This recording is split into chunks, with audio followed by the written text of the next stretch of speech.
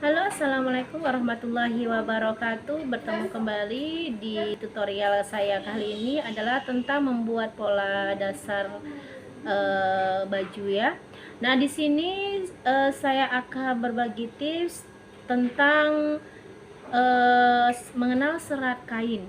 Nah, pengenalan serat kain ini untuk bagi pemula itu sangat penting. Ya, kenapa? Karena kebanyakan yang saya teliti dan saya analisis dari penjahit pemula itu biasanya selalu mengeluh kenapa sih jahitan saya tuh nggak pernah rapi. Yang pertama, yang kedua itu jahitnya tuh nggak nyaman dipakai. Yang ketiga itu jahitannya selalu berkerut. Nah, sebenarnya kunci dari penjahit itu adalah harus mengenal serat kain dulu sebelum kita memotong bahan tersebut. Nah, di sini serat kain itu ada disebut dengan melintang, ada membujur. Nah, yang disebut dengan melintang itu adalah lebar kain.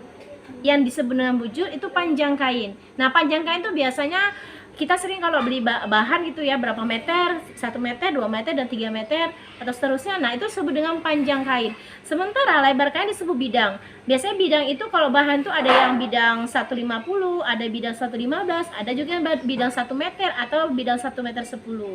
Itu disebut dengan bidang. Nah, untuk penjahit pemula ini harus dipahami dulu ya. Kenapa?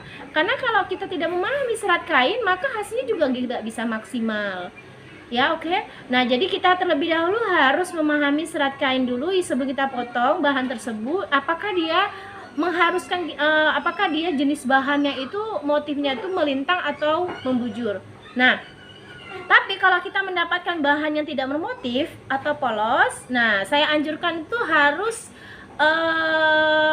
melipat kain itu bukan yang melintang tapi yang membujur, kecuali kita memakai motif ya. Kalau motif batik itu biasanya selalu dia identiknya itu di panjang kainnya itu bentuk motifnya, maka mengakibatkan kita harus memang melintang ambil serat kainnya.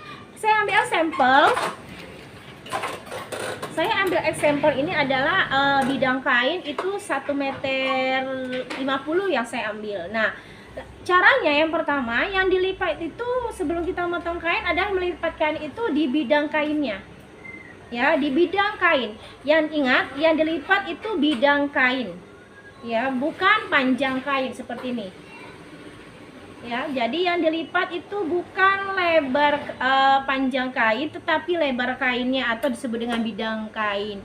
Oke, itu mungkin tips atau trik dari saya supaya jahitan kita lebih nyaman, enak yang dipakai. Mudah-mudahan bisa bermanfaat dan selamat mencoba.